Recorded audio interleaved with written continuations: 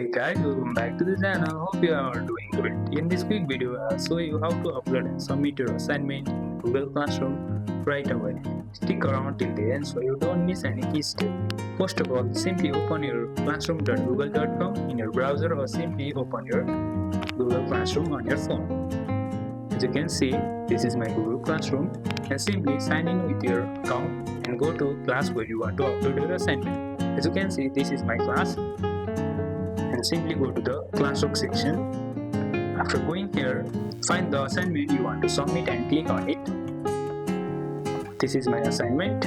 Now to submit assignment, simply click on arrow and choose the document from your drive or camera or scanner, or simply use create. You can use docs. After uploading, hit the turn in button, confirm when prompted. As you can see, here is the turn in option. Simply click on it and simply turn in. Done, your assignment is now submitted, and that's how to upload assignment in Google Classroom fast and easy. If this helped, don't forget to like this video, subscribe for more student tips, and see you in the next one.